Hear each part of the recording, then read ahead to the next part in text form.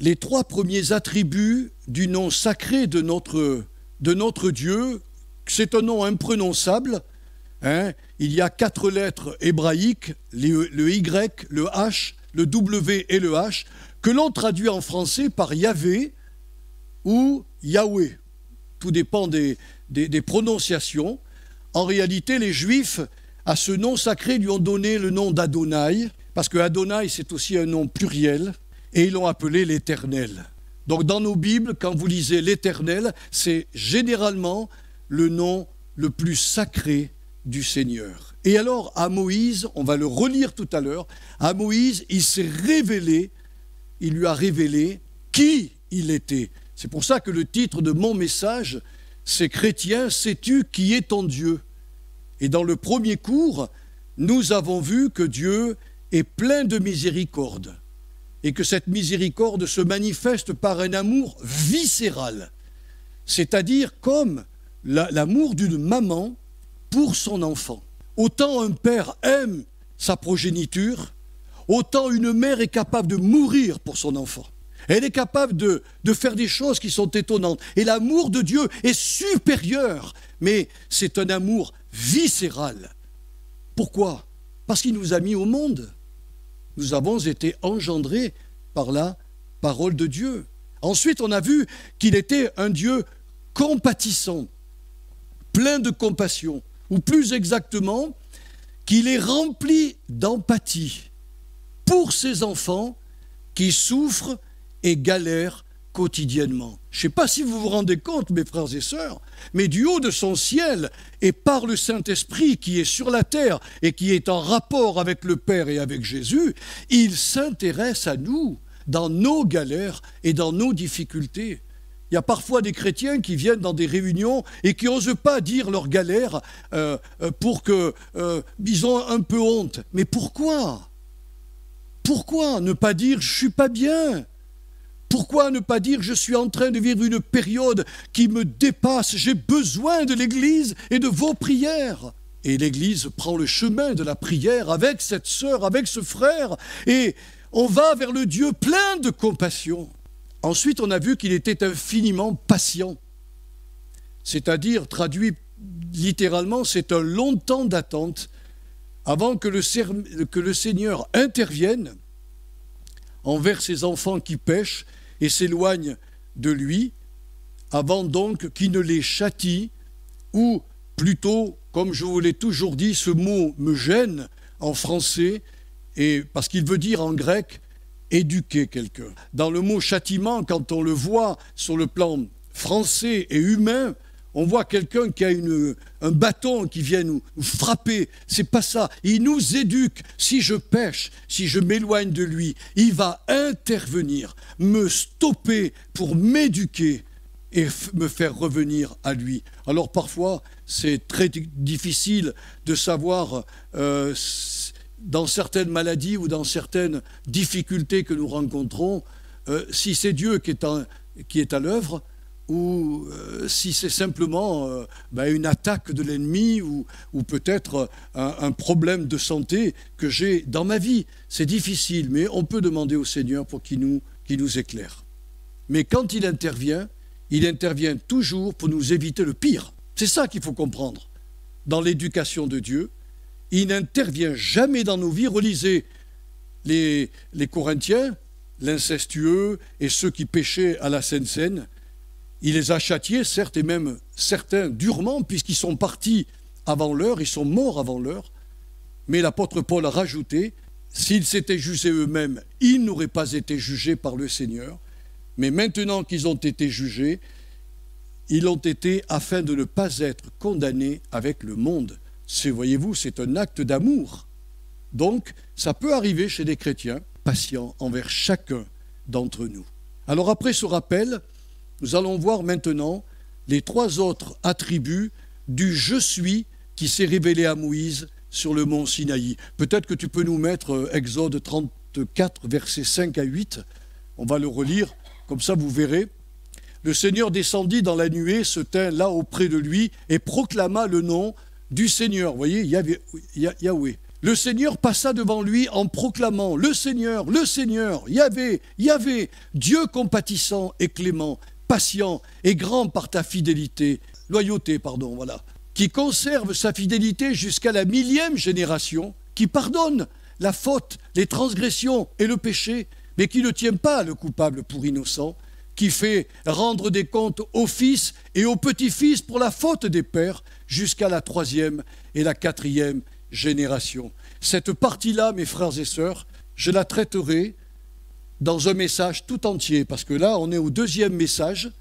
Chrétien, sais-tu qui est ton Dieu? Le 3e, ce sera pour traiter cette partie-là, parce que souvent, dans l'Église, les chrétiens, quand ils lisent l'Ancien Testament, ou quand ils lisent des châtiments du Seigneur, ils ne voient pas, ils ne comprennent pas pourquoi Dieu a demandé de telles choses. Et il nous faut vraiment des explications bibliques, et par la grâce de Dieu, eh bien, j'ai lu des ouvrages, et la parole de Dieu nous éclaire sur ces choses, et je ferai donc le 3e message, pour vous expliquer ce dernier attribut du Seigneur qu'on ne peut pas ignorer, que nous n'avons pas le droit d'ignorer. J'aime bien tous les attributs, les 6 attributs qu'on va voir.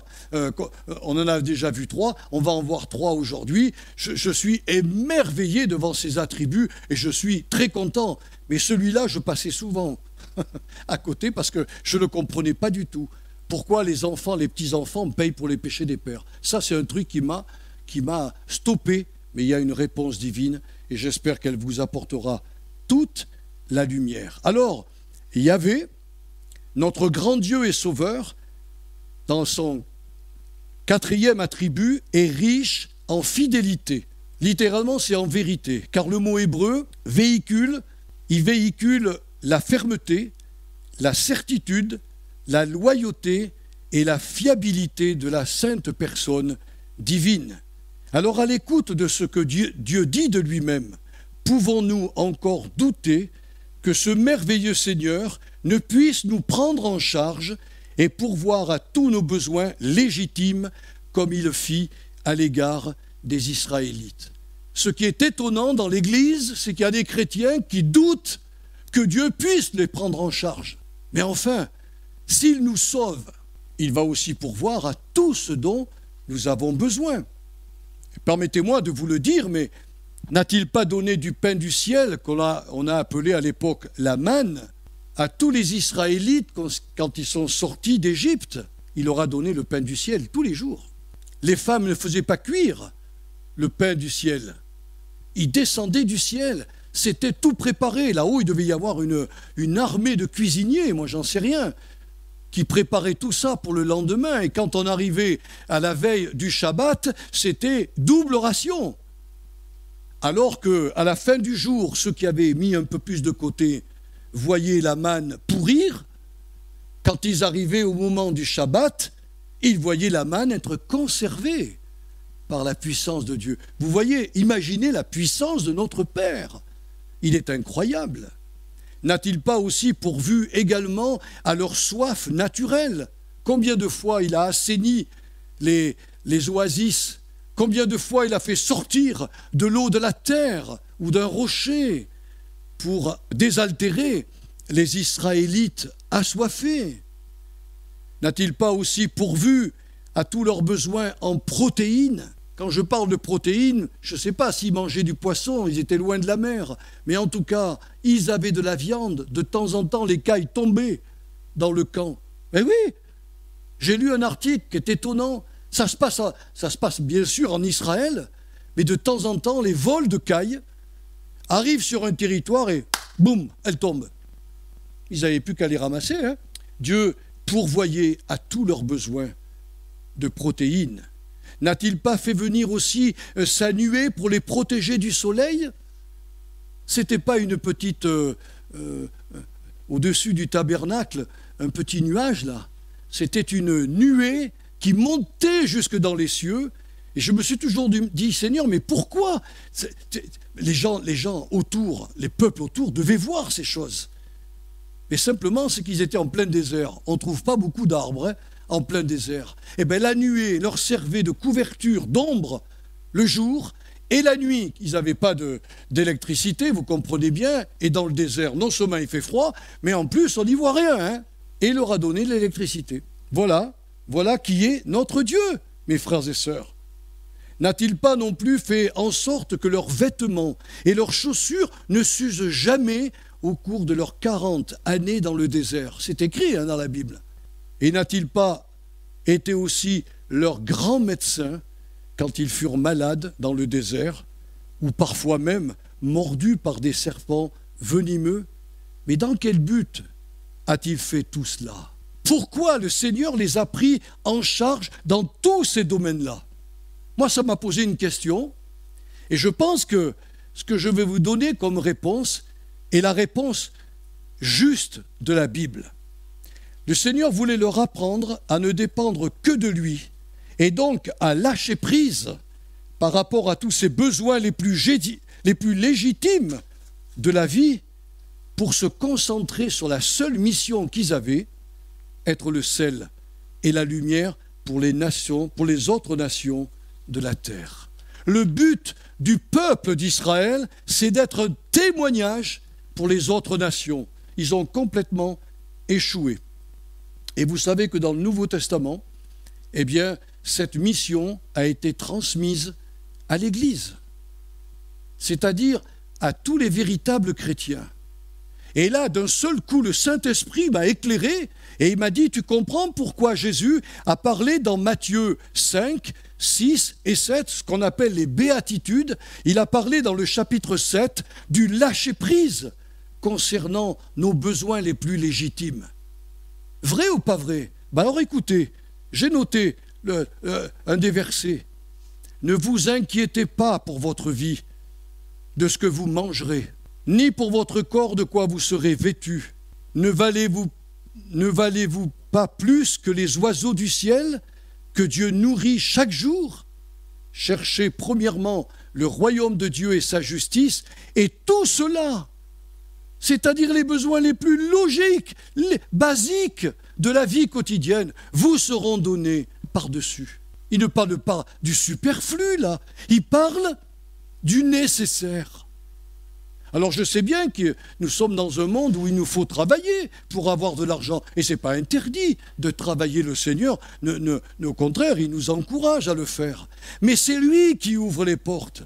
Quand je reçois... Enfin, je l'ai compris il y a très longtemps. Aujourd'hui, je suis dégagé, je suis assez libre avec ça. Mais quand j'ai compris que lorsque j'étais dans les ténèbres et que je suis, avec mon épouse, nous sommes convertis, Joël Loubia et Chantal sont passés du royaume des ténèbres au royaume de la lumière. Et le Saint-Esprit m'a dit, oui, mais il n'y a pas que toi qui es passé du royaume des ténèbres à la lumière. Ah bon? Je lui dis, c'est quoi, Seigneur? Mais tout est bien. Tout ce que tu as, tes comptes en banque, ta maison, ta voiture, enfin, tout ce que tu as matériellement ou financièrement est passé des ténèbres au royaume de la lumière. Et c'est moi qui vais m'occuper de ta vie. Et tout ce que tu as aujourd'hui, c'est à moi, mais je ne vais pas te le prendre. Je vais te le rendre et je vais te guider par mon esprit pour savoir quoi faire. Et quand le signal du Seigneur me dit, va chercher une sœur, va chercher un frère avec telle voiture, fais ceci ou cela dans mon œuvre, je suis à la disposition du Seigneur parce que la voiture que j'ai, même si je suis le propriétaire, elle est au service du Seigneur. Vous comprenez ce que je veux vous dire? Jésus nous a enseigné à lâcher prise dans ces choses-là.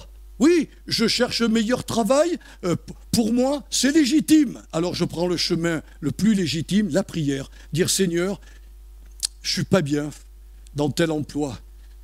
Ou alors j'ai besoin d'une augmentation. Il s'inquiète de nous et il pense à nous, mais si je lâche prise pour toutes ces choses-là, mais que j'aille lui dire, Seigneur, j'ai des problèmes quand même. Mince, j'aimerais avoir un salaire plus élevé. C'est honorable et légitime. Et parfois, vous avez des patrons qui ne peuvent pas. Mais Dieu n'est-il pas le grand patron qui est capable de toucher les patrons? Oui, la preuve, dans ce que je vous raconte, c'est une réalité. Alors croire en la fidélité de notre Seigneur fera disparaître une foule d'inquiétudes ou de soucis illégitimes. comme par exemple la quête de nourriture, de vêtements, de santé, d'argent, de réussite professionnelle, de renommée, de sécurité, que sais-je, tout ce qu'on a besoin pour vivre sur cette terre. Notre foi en la provision du Seigneur Jésus nous permettra donc de travailler pour gagner notre vie sans perdre de vue notre grande mission à nous chrétiens, qui est d'être le sel et la lumière du monde. Je vais vous dire quelque chose qui va vous surprendre, mais qui est dans la Bible. Voyez-vous, mes frères et sœurs en la foi, là où les païens se stressent et s'épuisent à obtenir les choses dont ils ont besoin pour avoir de la valeur dans cette vie, pour réussir, pour, disons, imposer leur marque, eh bien Dieu nous dit dans le psaume 127, verset 2, « Moi, Yahvé, donc le nom le plus sacré de Dieu, moi, Yahvé, j'en donne autant à mes bien-aimés pendant leur sommeil. » Pensez-vous que cet enseignement que je vous apporte est complètement excessif, extravagant? Alors considérez les Israélites qui vécurent plus de 40 années sous des tentes et qui du jour au lendemain entrèrent dans le pays de Canaan et reçurent de la main de leur Dieu des maisons toutes bâties. Vrai ou pas vrai? Des fermes toutes équipées, des vergers regorgeant de bons fruits et des terres qui avaient été labourées et ensemencées. C'est complètement dingue, relisez la Bible, c'est ça que Dieu a fait pour les Israélites. Ils étaient sous des tentes et Dieu leur donne ce qu'ils n'avaient jamais espéré dans leur vie. C'est peut-être en se remémorant l'expérience des Israélites que le roi Salomon et les sages de son époque écrivirent ce verset surprenant sur la manière dont Dieu a le pouvoir de redistribuer les ressources humaines selon sa justice.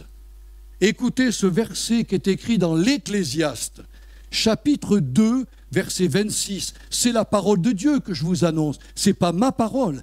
Écoutez bien, les oreilles grandes ouvertes. Dieu donne à l'humain qui lui est agréable la sagesse, la science et la joie, mais il donne aux pécheurs le soin de recueillir et d'amasser afin de donner à celui qui est agréable à Dieu.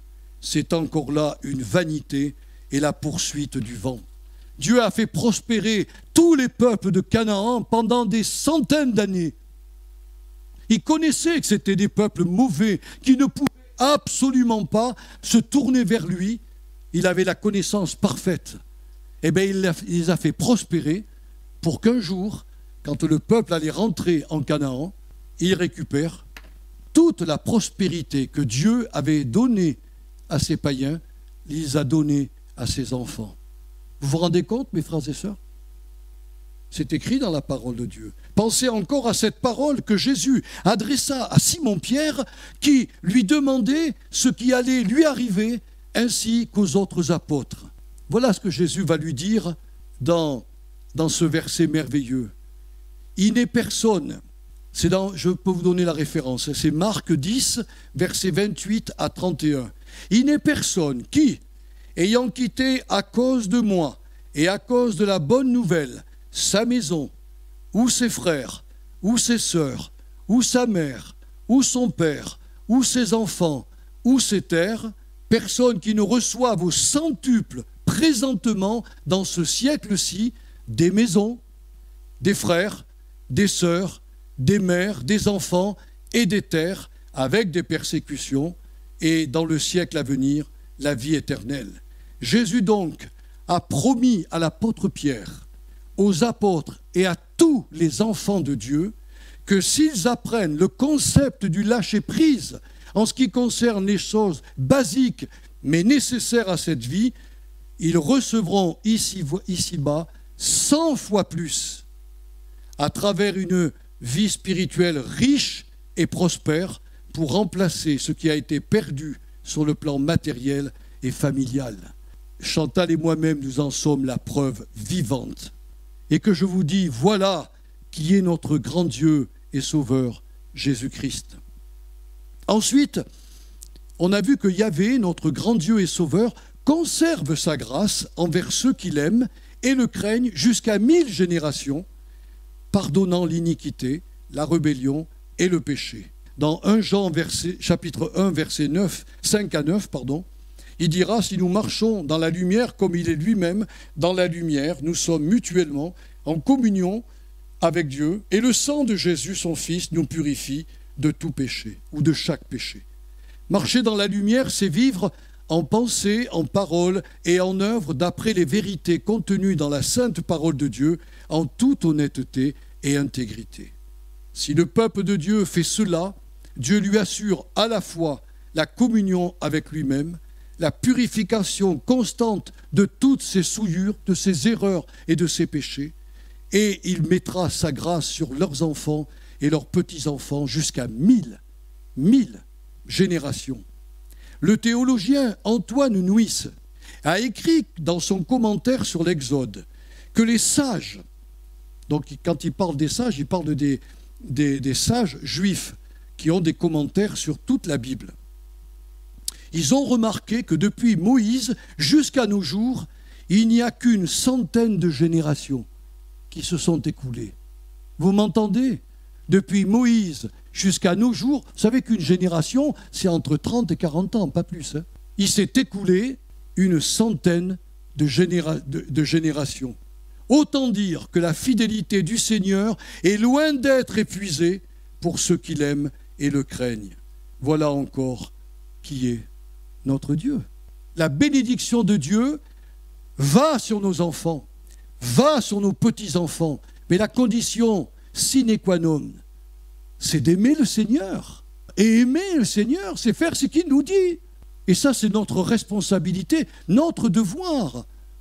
Mais si nous aimons le Seigneur et nous faisons ce qu'il nous dit dans le mieux que nous le pouvons, toute cette notre progéniture, voilà, elle est sous la grâce et la bénédiction de Dieu.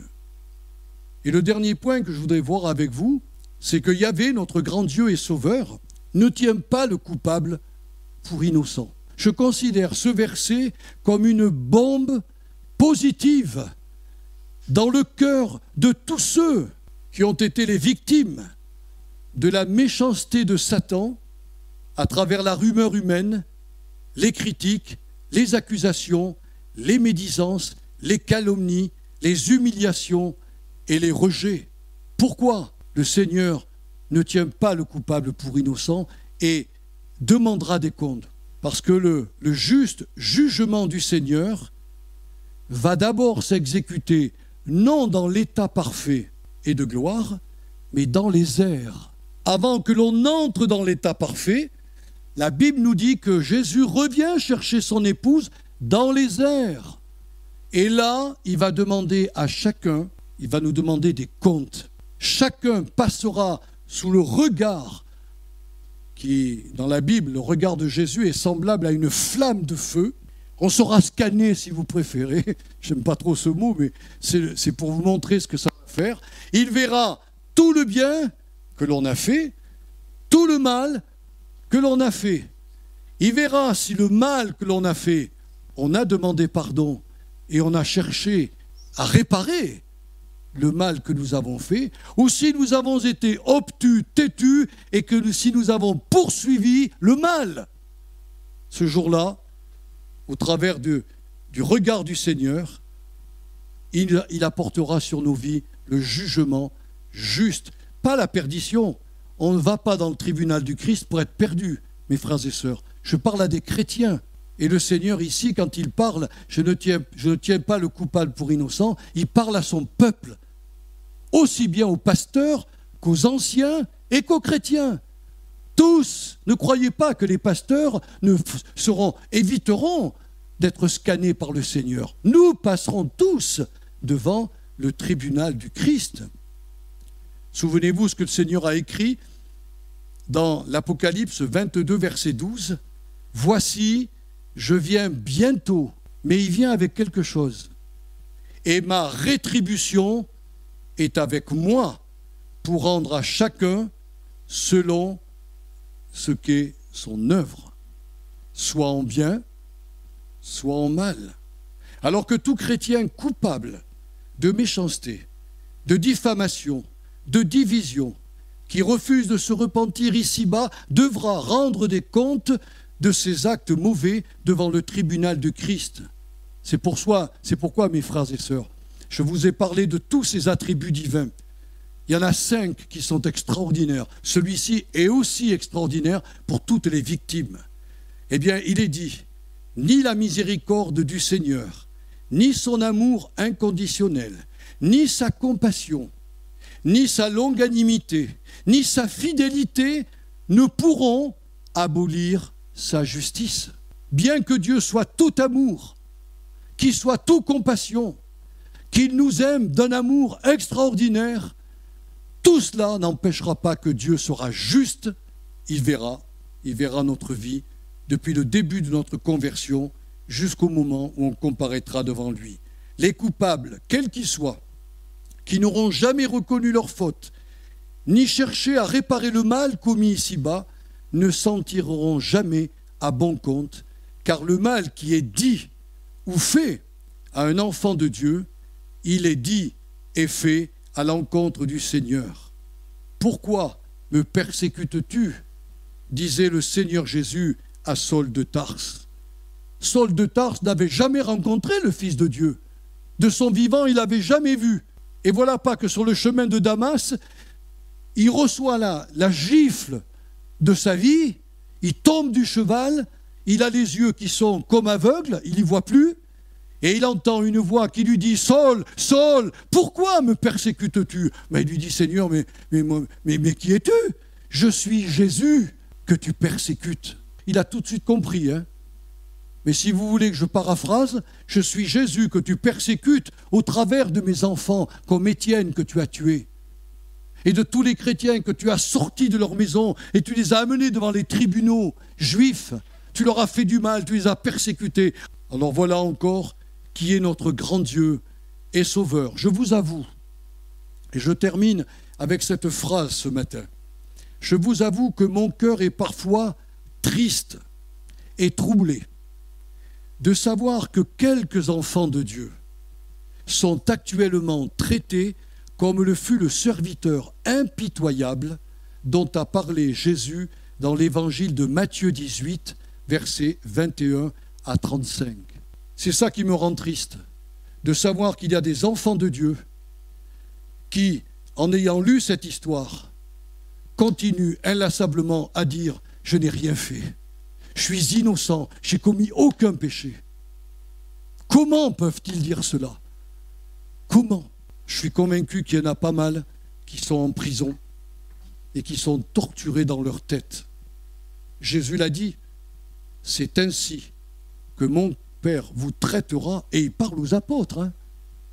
Ce qu'il voulait dire, Pierre, Jacques, Jean, Jude, tous ceux qui sont là, si vous agissez comme cet homme-là, que vous soyez apôtre ou pas, vous rendrez des comptes. Vous payerez. Parce que je suis, moi l'Éternel, qui ne tient pas le coupable pour innocent. Que le Seigneur soit béni, mes frères et sœurs. J'ai voulu vous donner ces 6 attributs divins qui sont pour moi. Parce que ces 6 attributs sont en Jésus-Christ. Je vous l'ai expliqué dans la première leçon. Le Seigneur a dit à Moïse, je vais envoyer devant toi mon ange, car mon nom est en lui. C'est-à-dire que le nom de Yahvé est en Jésus. Vous comprenez pourquoi Jésus n'a pas eu honte de dire quand il était sur la terre, je suis la lumière du monde, je suis le pain de vie. On lui a dit, mais attends, parce qu'il parlait araméen, il lui dit, mais tu prononces le nom de Dieu. Il lui dit, je suis celui qui suis. Avant qu'Abraham fût, je suis. Ce qui veut dire qu'aujourd'hui, tous ces attributs que je vous ai montrés dans ces 2 leçons sont en Jésus-Christ. Et notre Sauveur nous aime exactement comme le Père nous aime. Mais il ne tiendra pas non plus le coupable pour innocent. On l'a lu ensemble. J'arrive chercher mon Église et ma rétribution est avec moi pour rendre à chacun selon ce qu'il aura fait de bien ou de mal dans son corps. Alors, pour moi, ça me pousse, un peu comme Moïse l'a fait, au verset 8. Je ne sais pas si tu peux nous le remettre. Le verset 8 de l'Exode. Moïse s'empressa de s'incliner jusqu'à terre en se prosternant. Quand Dieu s'est révélé, a révélé tous ses attributs, Moïse a dit, je suis devant une personne 3 fois sainte. Et le Dieu que nous servons, que nous chantons dans notre église et dans tous les lieux de culte, il est 3 fois saint. Et il nous appelle à participer à sa sainteté. Mais moi, je trouve formidable qu'il nous aime comme une maman aime son enfant. Je trouve ça formidable qu'il soit un Dieu qui soit compatissant, qu'il a le regard sur toutes nos besoins et qui met tout en œuvre pour nous bénir. Je suis reconnaissant, je me prosterne devant lui de son infinie patience. Je le bénis vraiment, pour tout cela. Et puis, comme nous l'avons lu, eh bien, il conserve sa grâce jusqu'à 1000 générations. Il est un Dieu extraordinaire et il ne tiendra pas le coupable pour innocent. Seigneur, on te remercie ce matin parce que nous avons passé en revue tes attributs. Quand Moïse t'a dit « Fais-moi voir ta gloire », tu lui as dit « Tu ne peux pas me voir en face et vivre. Par contre, je te cacherai dans un rocher et quand je passerai devant toi, tu ne me verras que par derrière. » Mais toi, Seigneur, tu as fait plus que cela. Il a vu ta gloire, mais tu t'es révélé à lui pour montrer quel Dieu tu es. Et c'est intéressant pour nous, chrétiens, puisque tous ces attributs que tu as donnés à Moïse sont en ton Fils bien-aimé, puisqu'il est l'égal de toi. Alors, Seigneur, aide-nous à prendre conscience de ces choses, à ne pas pas avoir peur de toi, mais à avoir ce saint respect dans nos âmes, qu'on ne fait pas les choses n'importe comment, qu'on ne se comporte pas n'importe comment, comme si tu es un grand-père là qui arrive, on arrive au ciel et puis tout est écrit sur un tableau et tu effaces tout devant nous. Tu n'es pas comme cela, Seigneur. Tu pardonnes tous les péchés que nous commettons, toutes les erreurs, si on vient te demander pardon. Et si après avoir reçu le pardon, nous cherchons vraiment la réconciliation et à réparer le mal qu'on a pu faire. Parfois, ce n'est pas possible, mais parfois, c'est possible. Tu vois toutes ces choses, alors tu vas nous aider, Seigneur. Vraiment, tu vas nous aider. Je bénis donc mes frères, je bénis donc mes sœurs ce matin. Et je te demande, Seigneur, que ce Dieu merveilleux qui s'est révélé à Moïse et qui s'est révélé aussi en Jésus et que nous avons dans notre cœur par le Saint-Esprit, puisse nous placer tous au bénéfice de ces attributs extraordinaires. Nous te bénissons tous ensemble et nous croyons vraiment que ce que tu as annoncé est la vérité. Et cette vérité, nous pouvons la vivre journellement dans notre vie chrétienne. À toi reviennent la gloire et l'honneur par Jésus, notre Sauveur. Amen.